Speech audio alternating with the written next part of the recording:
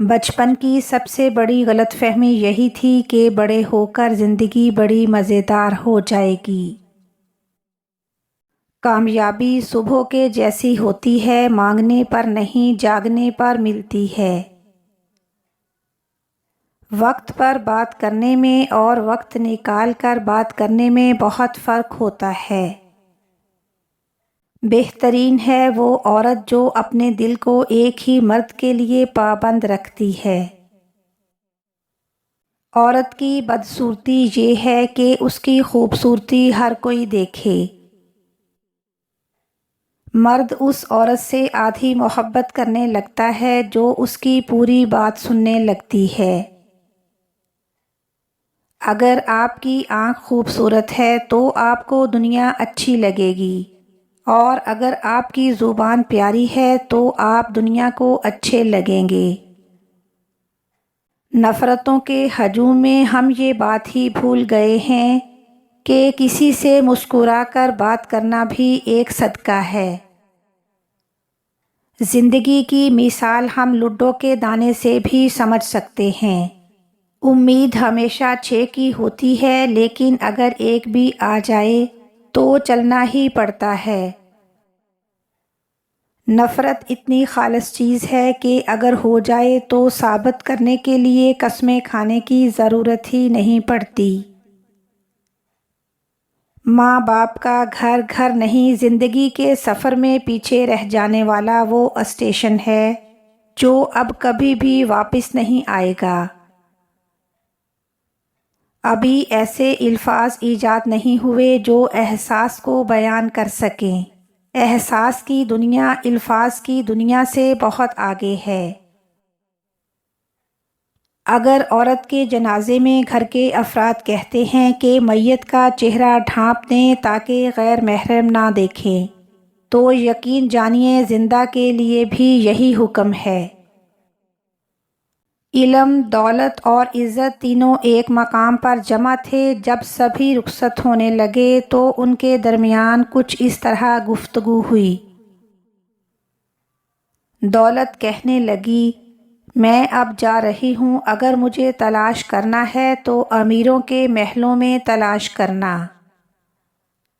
علم جاتے ہوئے کہنے لگا، مجھے اگر ملنا ہوا تو تعلیمی اداروں کا رخ کرنا۔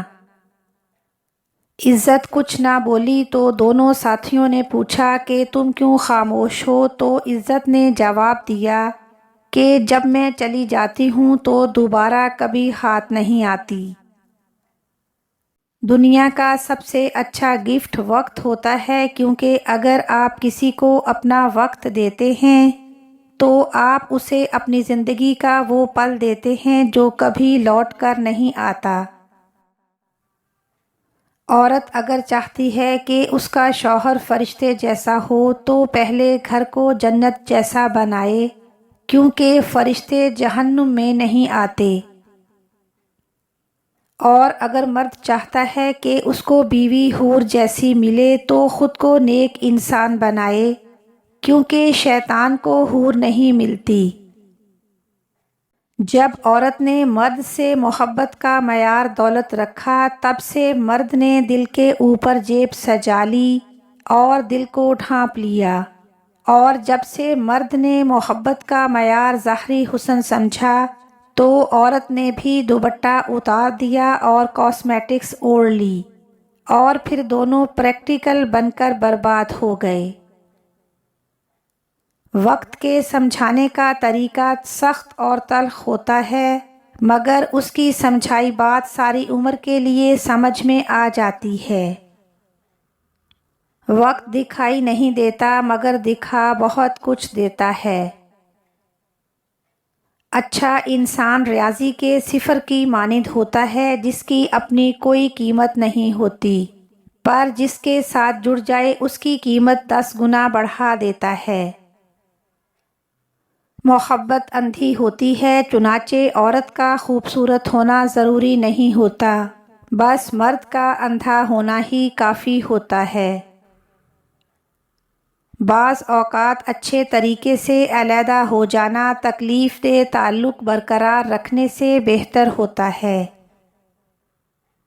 کبھی کبھی خود سے معافی مانگنے کو بھی جی چاہتا ہے، کیونکہ انجانے میں انسان اپنی ذات کے ساتھ بھی بہت سی ناانصافیاں کر جاتا ہے۔ جھوٹ بول کر بھروسہ توڑنے سے بہتر ہے کہ سچ بول کر رشتہ توڑ دیا جائے، کیونکہ رشتہ دوبارہ جڑ سکتا ہے، بھروسہ نہیں۔ ہم کسی کے لیے ضرورت ہو سکتے ہیں، عادت ہو سکتے ہیں، لیکن حقیقت میں ہم کسی کے لیے بھی ضروری نہیں ہوتے۔ دیر سے بنو لیکن ضرور کچھ بنو، کیونکہ لوگ وقت کے ساتھ ساتھ خیریت کی بجائے حیثیت پوچھنے لگتے ہیں۔ انسان کا زوال اس وقت شروع ہوتا ہے جب وہ یہ سمجھنے لگتا ہے کہ میری وجہ سے دوسروں کو رزق مل رہا ہے۔ حسن حیا کے پردوں میں چھپا ہے اور لوگ اسے بکھرے بالوں میں تلاش کرتے ہیں۔ مجھے لوگوں کو پڑھنا نہیں آتا، مگر ان پر اعتبار کر کے ایک سبق ضرور ملا ہے کہ جہاں ناراضگی کی قدر نہ ہو وہاں ناراض ہونا چھوڑ دینا چاہیے۔ ایک بزرگ سے کسی نے پوچھا کہ پسند اور محبت میں کیا فرق ہے؟ بزرگ نے جواب دیا، آپ ایک پھول دیکھتے ہو اور اسے توڑ کر پاس رکھ لیتے ہو، یہ پسند ہے، اور اگر آپ اس پھول کو روزانہ پانی دیتے ہو اور خیال رکھتے ہو تو یہ محبت ہے۔ ہمیشہ ڈٹے رہنا ہی نہیں، کبھی کبھی آپ کا پیچھے ہٹ جانا بھی دوسروں کے لیے فائدہ مند ثابت ہو سکتا ہے۔ اگر خوش رہنا چاہتے ہو تو دو چیزوں کو بھول جاؤ۔ نمبر 1، وہ برا سلوک جو کسی نے تمہارے ساتھ کیا ہو، اور نمبر 2، وہ اچھا عمل جو تم نے کسی کے ساتھ کیا ہو۔